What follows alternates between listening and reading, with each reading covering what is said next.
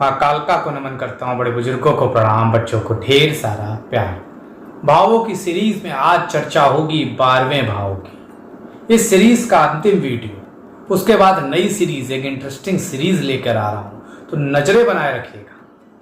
क्या होता है 12वां भाव डिटेल में बताएंगे। यहाँ पर 9 ग्रहों का फल क्या होता है वो भी बताएंगे। बट आपको क्या करना है, बस चैनल को सब्सक्राइब कर लेना है। उससे कंसल्टेशन चाहिए, नीचे लिखे नंबर पर ले सकते हैं।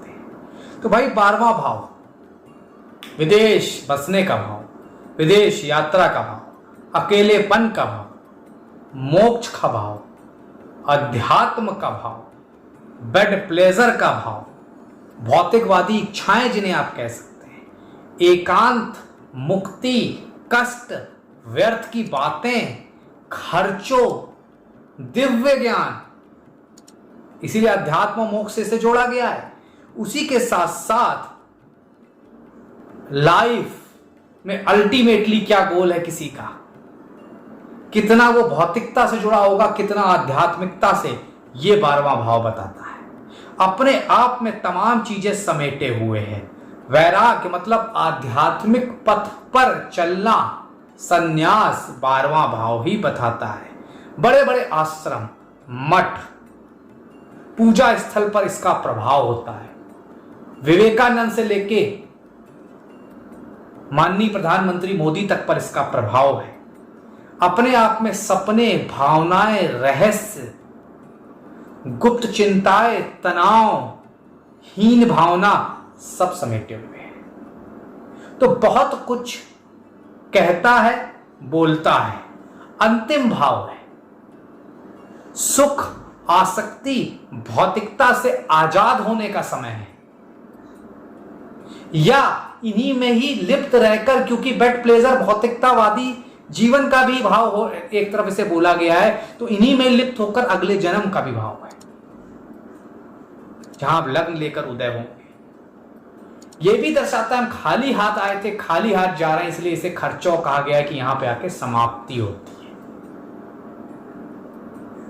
11वां गेंस था, लाभ था, तो 12वां उसकी समाप्ति है। और डिटेल में जाएं तो भौतिक सुखों, आसक्तियों से कैसे हम मुक्त होते हैं वो बताता है। चाहे लोभ हो, प्रकृति हो, सफलता हो, धन हो, यश हो, ये सब चीजें हमारे साथ तभी तक हैं जब तक लग्न जिंदा है, मतलब व्यक्ति का जीवन है। 12वां भाव ऊंचे स्तर पर विचार करें तो भौतिक सुखों को त्यागने का, तभी मोक्ष, अध्यात्म का भाव कहा गया है। बड़े बड़े ही विरले लोग होते हैं जिनका यह भाव बहुत मजबूत होता है। चुनौतियों, खर्चों का भी है। उसी के साथ साथ अपने आप में विदेश की संदर्भ में चीजें भी दर्शाता है ये भाव। अब हमेशा की तरह बताऊंगा किन कारक ग्रहों को यह दर्शाता है। यहां के कारक 2 ग्रह हैं, बृहस्पति और केतु, जो कि आध्यात्मिकता और मोक्ष के उस स्तर पर गए हुए हैं जहां पर बाकी बचे 7 ग्रह आसानी से नहीं पहुंच सकते। तो इसलिए अगर ये 2 यहां बैठे हैं तो चाहे कितना भी आप भौतिकवादी हो जाएं, पैसे को पकड़ने वाले हो जाएं, एक समय आएगा कि आप कहीं ना कहीं आध्यात्मिकता की तरफ बढ़ चलेंगे। मेडिटेशन, योगाचार, आयुर्वेद, ज्योतिष, आध्यात्मिकता ही सब कुछ होगी, पूजा पाठ ही सब कुछ होगा। अब 9 ग्रहों के यहां फल, उससे पहले फिर दरख्वास्त शेयर जरूर करिएगा इस वीडियो को। सबसे पहले बात सूर्य की। सूर्य पिता से दूर ले जाके सेटल करता है, विदेश में जाके सेटल करता है। तमाम विदेश यात्राएं बनी रहती है। बड़े कल्पनाशील और विचारशील व्यक्ति हो जाते हैं। धन को बहुत महत्व नहीं देते हैं, महत्व जरूर देते हैं लेकिन बहुत महत्व नहीं देते हैं। आध्यात्मिकता बहुत रहती है, चेतना से गहराई तक अध्ययन करते हैं सब्जेक्टों का, और खास तौर से लोगों के प्रति सहानुभूति होती है, और खास तौर से जो लोग पीड़ित, वंचित और गरीब वर्ग है उनके लिए कुछ बड़ा करते हैं, क्योंकि इस 12वें से सूर्य छठे को, जो कि सेवा का भाव है, उसे देख रहे होते हैं। 12वें का सूर्य अक्सर दिखाता है पिता से बहुत कुछ नहीं मिलता है, पैतृक संपत्ति में बहुत कुछ लाभ नहीं होता है, उच्च पदों की लालसा आप में भी बहुत नहीं होती है, सरकारी नौकरी से भी काबिलियत होते हुए भी वंचित रह जाते हैं या स्वयं छोड़ देते हैं। इस तरह का स्थिति यहाँ के सूर्य दर्शाते हैं। बात करें चंद्रमा की, भावनाओं में बदलाव होता है, बहुत इमोशनल नेचर के होते हैं, बात बात पे आंसू निकलते हैं, शादी में तनाव टकराव होता है, उतार चढ़ाव होता है, गर्म और ठंडे बड़ी आसानी से हो जाते हैं। उसी के साथ साथ जगह प्लेसमेंट चेंज होता रहता है, पानी वाली जगहों पर अच्छा करते हैं, पानी वाली जगहों पे लंबा सेट हो सकते हैं। खास तौर से अपोजिट जेंडर के प्रति खासा अट्रैक्ट होते हैं, एडिक्टेड भी हो जाते हैं आसानी से वोमेन वाइन की तरफ।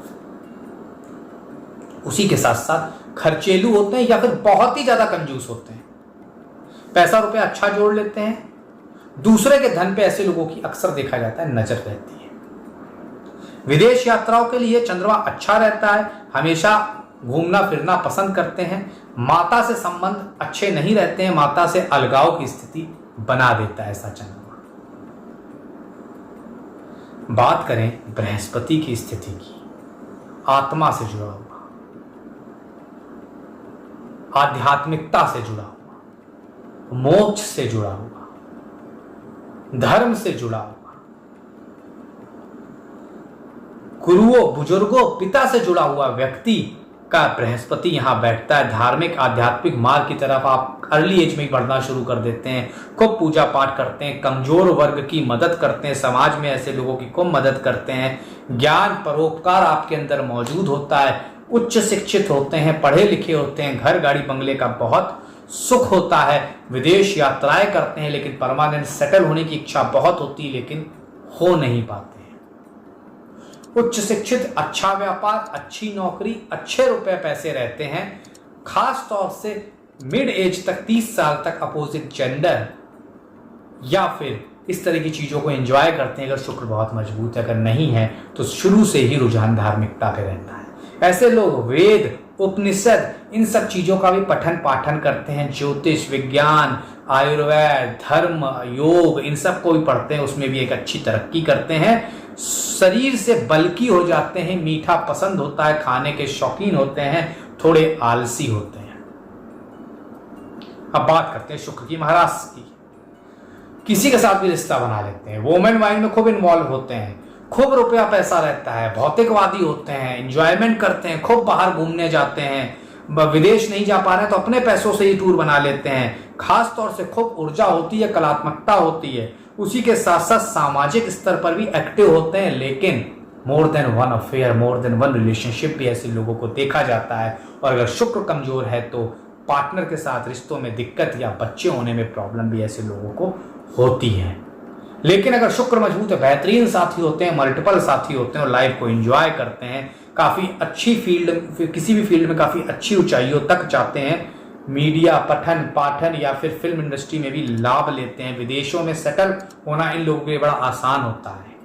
लेकिन अगर शुक्र कमजोर है तो बड़े स्कैंडल में भी फंस सकते हैं, स्थितियां खराब भी हो सकती हैं और खास तौर से अपोजिट जेंडर के प्रति आपके मान सम्मान को भी हानि पहुंच सकती है। अब बात करें मंगल की स्थिति की। एनर्जेटिक होते हैं, बहुमुखी होते हैं, उसी के साथ साथ हर काम बहुत सोच समझ के करते हैं, अंदरूनी भावनाओं दबाने की प्रवृत्ति होती है, परमात्मा से साथ इन्वॉल्व होते हैं लेकिन इसे छुपाने की कोशिश करते हैं, दर्शाते नहीं है कि मैं बहुत धार्मिक हूं। और खास तौर से सुपर एनर्जी होती है, रियल एस्टेट में अच्छा करते हैं, भाई बहनों का बहुत ख्याल रखते हैं, उसी के साथ साथ पावरफुल एडमिनिस्ट्रेटिव पोजीशन तक पहुंचते हैं, एक्टिव होते हैं, अपने काम में बहुत फोकस्ड होते हैं, बहुत मेहनत करते हैं, नौकरी में बहुत मेहनत करते हैं, कर्ज लेन देन आसानी से चुक जाता है। खास तौर से कोई बड़ी बीमारी लंबे समय तक ऐसे लोगों को नहीं होती है। विदेश यात्रा में लेकिन ऐसे लोगों को दिक्कत आती है, आसानी से फॉरेन ट्रैवल या विदेश यात्राएं नहीं हो पाती है। अब बात कर लेते हैं बुध महाराज की। एक बेहतरीन इंसान, फॉरेन ट्रैवल खूब करते हैं, दूसरे समुदाय से अच्छा मिल लेते हैं, अच्छी एनर्जी होती है, बातों के तेज होते हैं, वाकपटु होते हैं, लोन हैंडल करना, फाइनेंस हैंडल करना, software industry, media, mass communication, adviser, finance field में अच्छी तरक्की करते हैं, अपनी चीजों को तेजी से व्यक्त नहीं करते हैं, खास तौर से बहुत ही दिमाग के तेज होते हैं, कैलकुलेटिव होते हैं, अच्छे इन्वेस्टर होते हैं, खास तौर से पैसों का इन्वेस्टमेंट बहुत अच्छा करते हैं, खूब फॉरेन जाते आते रहते हैं, वहां से तमाम लाभ भी लेते हैं लाइफ में। बात कर लेते हैं शनिदेव महाराज की। शनि की स्थिति से भौतिक सुखों की प्राप्ति होती है, लेकिन बहुत ऐसे लोग हैं जो उसको त्याग कर सामान्य जीवन जीते हैं, अच्छा स्वास्थ्य मिलता है। उसी के साथ साथ 12वें का शनि एक लोकप्रिय लीडर बना सकता है। खास तौर से 12वें का शनि कभी कभी अगर खराब स्थिति में तो अनैतिक भी हो जाता है, और खास तौर से निश्चित तौर पर ऐसे लोगों को अपने काम पर बहुत फोकस रखना चाहिए और कंसंट्रेशन बनाए रखना चाहिए। बात कर लेते हैं राहु महाराज की। विदेशों के बादशाह बनते हैं, खूब फॉरेन ट्रैवल करते हैं, फॉरेन रेजिडेंस आसानी से होता है, विदेशों से खूब पैसा कमाते हैं, धन और फाइनेंस की स्थितियां बहुत अच्छी रहती है, जिंदगी बहुत बेहतर रहती है, खर्च बढ़ते हैं, बेहिसाब होते हैं, लेकिन उसे कंट्रोल कर लेते हैं। अगर बहुत ज्यादा एडिक्शन अपोजिट जेंडर में नहीं फंसते हैं तो ये राहु बहुत कुछ देता है विदेशों में, खासतौर से मीडिया, सॉफ्टवेयर, रहस्यमयी चीजों के काम में, बिजनेस में, शराब के काम में, नशे के काम में, या टोबैको के काम में, या फिर रियल एस्टेट के काम में बहुत तरक्की करते हैं ऐसे लोग। अब बात करते हैं भाई केतु महाराज की। बेहतरीन स्थिति, सर्वश्रेष्ठ स्थिति, बृहस्पति से अच्छी स्थिति, खूब धार्मिक बनाते हैं, धार्मिक कार्यों की तरफ झुकाव रहता है, आध्यात्मिक रहते हैं, साथ ही साथ आत्मज्ञान को समझने की कोशिश करते हैं, गुप्त रहस्यमयी चीजों को समझने की कोशिश करते हैं, मंत्र विज्ञान, ज्योतिष विज्ञान, आयुर्वेद, इन सब पर भी खूब अच्छा ज्ञान लेने की कोशिश करते हैं। इन सब में गहरी रुचि होती है, लेकिन ये केतु प्यार, रिश्ते, शादी, पैसे से अलगाव की तरफ भी ले जाता है। उतना वह फोकस नहीं देते हैं, एकाकी जीवन व्यतीत करना पसंद करते हैं, एकाग्रता बहुत अच्छी होती है, खास तौर से एकला चलोरे में बिलीव करते हैं, और खास तौर से बहुत ही फिलोसफर नेचर के हो जाते हैं। ये केतु विदेशों से काफी लाभ देता है, विदेशों में बहुत तरक्की देता है, खास तौर से रुपये पैसे की स्थिति ये केतु अच्छी रखता है। तो ये थी भाई ओवरऑल स्थिति केतु की 12वें भाव में। अगली सीरीज के लिए वेट करिएगा, तब तक शेयर, सब्सक्राइब, लाइक करिए, औरों तक पहुंचाइए। आज के लिए फिलहाल प्रतीक भट्ट का बहुत बहुत धन्यवाद।